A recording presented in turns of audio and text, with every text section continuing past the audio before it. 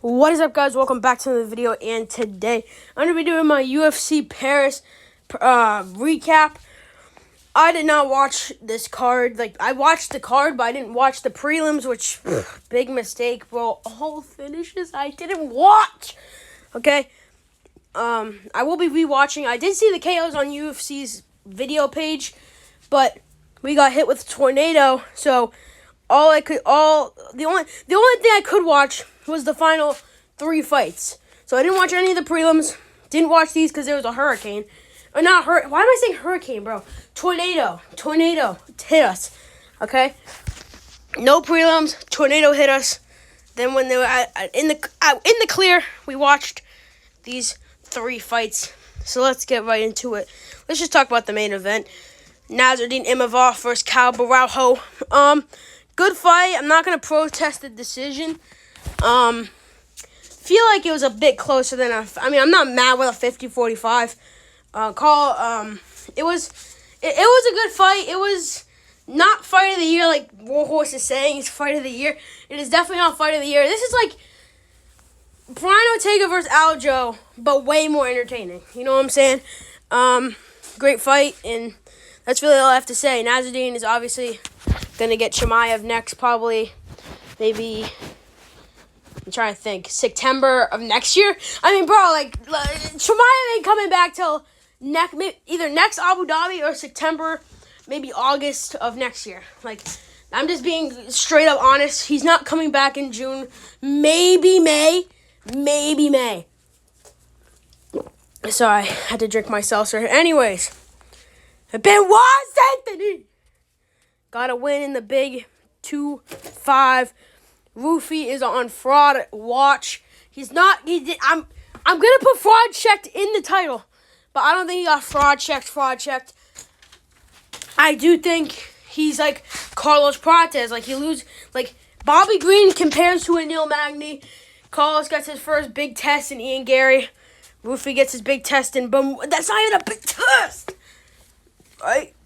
Now Prates beat Jeff Neal, so Roofy's probably gonna get like a Beneil Dariush.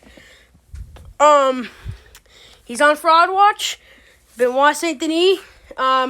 Great job. You're fighting Michael Chandler next, bud. Great job. Great fight. You're fighting Michael Chandler next, bud. And you're gonna like it. You know what I'm saying? Benoit Saint-Denis should not be used for getting back to the title. I know he's like 31, maybe. I don't know how old he is, but he should not be getting to the title, bro. You lost him. How good is Renato Moicano? You lost to Moicano and you lost to Poirier. You lost to Poirier and you lost to Saint-Denis. I don't care that you beat Roofy and some other Canadian jobber, fucking pancake maker in the middle of a diner. Literally found that guy off the street, right? I don't care that you did that, okay? Benoit Saint-Denis, you're fighting Michael Chandler. Maybe Grant Dawson. Maybe a rematch against, maybe Joel Alvarez. You know what I'm saying? If he gets lucky. Paul Craig. Rough night in the office, bro. I went 5-8 on this card. Oh, shit, bro. Oh, my God. 5-8 on this card. Definitely my worst night of predictions since I've had this channel. Only thing worse is UFC Iowa, which I went fucking, what did I go on that card? 5-8. Maybe I think it was 4-9, something like that, right? Yeah, I should have saw this coming. Paul Craig retired. People are joking, oh, the greatest to ever do all that. Bro, we should not be laughing about retirements. This is kind of serious. Paul Craig is one of the people where, you won't miss him until you actually will. In a year from now, when Bo Nickel needs someone to face, when RDR maybe falls off or something like that, Paul Craig ain't going to be around for you to fucking come back and do. Paul Craig is the type of guy in 2 years to be like, oh, I'm coming back, right? It's really hard to step away from this sport. We saw that with BJ Penn and Tony Ferguson, right? Even now, Tony's fighting in boxing. You know what I'm saying? So, Paul Craig will probably come back in a year and fight somebody like Robbie Lawler and Frankie Edgar and all these other people are saying, oh, I want to come out of retirement.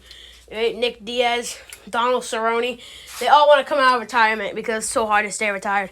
Like, Marab wants to fight till he's 50. That will not. You should be fighting till you're. The age to get out of this sport is 40 years old. 40 years flat. Your prime is like 33 to 35, right? That's your prime. Like, your prime, like, young, fast, like, building up the rankings is like 24, 25. But, like, prime championship level, 33 to 35, because you actually mastered this game. Like, Max Holloway has been in the UFC for 13 years.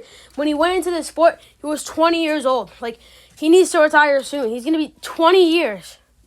20 years of being in the UFC if he retires at 40, which I'm pretty sure he's like 33, I'm pretty sure. But yeah, rest of the card didn't watch. KO. Oh no, elbows. This looks like a crazy fight. It's just all finishes, and of course this guy has to ruin it. This guy's a decision merchant, if I'm not mistaken, right? He's a decision merchant. Yeah. Decision merchant. Not gonna lie. But, yeah, that's really all I have to say. I saw some of these KOs on the UFC thing, and the ESPN app changed their thing to fucking scrolling. Yeah, I'm going to scroll. I'm definitely just going to scroll. Like, come on, get out of here with all that. Anyways, thank you guys for watching this video, and I'll catch you on the next one. See ya.